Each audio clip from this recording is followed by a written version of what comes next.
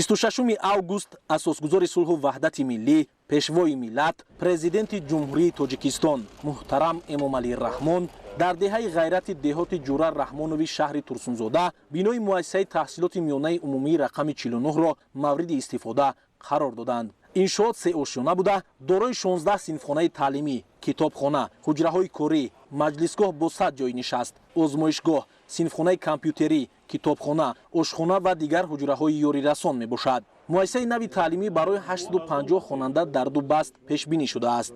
миннатдории самимии худро ба пешвои миллат барои дастгириҳои ҳаматарафаашон мерасонам. бояд қайд кард ки яке аз дастгирии бевоситаи ҷавонпарвари тоҷикон ин эълон намудани озмунҳо аз ҷумла Тоҷикистон ватани азизи ман фуруғи субҳи доноии китоб аст, илм фуруғи маърифат ва озмуни навбатии солҳои омӯзиш ва рушди фанҳои дақиқ, табиӣ, риёзӣ дар соҳаи илму маориф мебошад ки ба ин васила ташвиқу тарғиби насли ҷавонро ба илму фан даҳчанд менамояд. мо зодагони даврони истиқлол дар ивази дастгириву ғамхориҳои пешвои маҳбуби миллат талош меварзем ки бо баҳои хубу аъло ва садоқат ба сарзамини аҷдодиамон чун дирӯз имрӯз низ содиқу вафодор мемонем. ҷавонон бояд на танҳо дар сухан, балки дар амал низ пайрави асили пешвои миллат бошанд. ҳамчунин дар назди муассисаи таълимӣ майдончаи варзишӣ барои футболи хурд, волейбол ва баскетбол бунёд гардида, атрофи иншоот ободу зебо карда шудааст. бинои муассисаи таҳсилоти миёнаи умумии рақами 49 дар арафаи таҷлили ҷашни бузурги миллӣ сисолагии истиқлоли давлатии ҷумҳурии Тоҷикистон аз ҷониби соҳибкори маҳаллӣ Урунбой Нурматов бунёд гардидааст. мо пеш шароит надоштем, 4 синфхона доштем. дар зимистон борон чакида ҳама ҷо тар мешуд, ягон синфхонаи алоҳида надоштем. мани ҳозир ҳама шароит ҳаста. варзишгоҳ дорем, синфҳои физика, компютерхонаҳо дорем, ошхона дорем. ҳама шароит ҳаст. миннатдори кулли омӯзгоронро ба ҷаноби оли муҳтарам Эмомалӣ Раҳмон мерасонем. зимни ифтитоҳи иншоот ба сарвари давлат муҳтарам Эмомалӣ Раҳмон иттилоъ дода шуд ки бинои кӯҳнаи муассиса соли 1958 сохта шуда аз 3 синфхона ва ҳуҷраи омӯзгорон иборат буд. қаблан дар муассисаи таълимӣ 9 омӯзгор ба таълиму тарбияи 106 хонанда машғул буданд.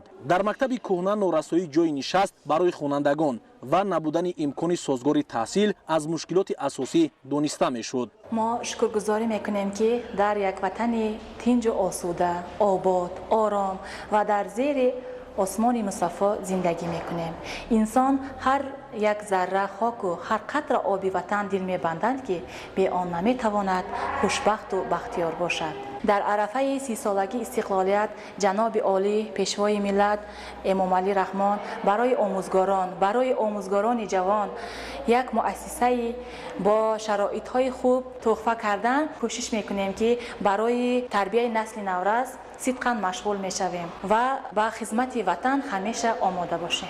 дар ин росто ҳамасола афзоиш ёфтани шумораи хонандагон дар деҳаи ғайрати деҳоти Ҷура Раҳмонови шаҳри Турсунзода ва ҳавасмандии насли наврас ба омӯзиши илмҳои замон зарурати бунёди муассисаи таълимии наву замонавиро тадриҷан дучанд месохт. довталаби озмуни ҷумҳуриявӣ фуруғи субҳи доноии китоб аст буда дар ин озмун аз рӯи номинаи сеюм хондан ва аз ёд кардани осори назмиву насрии адибони муосири тоҷик ширкат варзида истодаам. ман изҳори миннатдории худро ба ҷаноби олии муҳтарам Эмомалӣ Раҳмон мерасонам ки баҳри мо хонандагон чунин озмунҳоро пешкаш намуданд. якчанд сол пеш аз ин муассиса бисёр фарсуда буда дар ин ҷо таҳсил кардан бисёр мушкил буд. имрӯз бошад бо сардории асосгузори сулҳу ваҳдати миллӣ, президенти ҷумҳурии Тоҷикистон, пешвои муаззами миллат ҷаноби олӣ муҳтарам Эмомалӣ Раҳмон чунин муассисаи зебо, тозаву озода, синфхонаҳояш васеъ бар ҳаво бунёд гардиданд. ман хело шодам ки дар чунин муассиса таҳсил мекунам.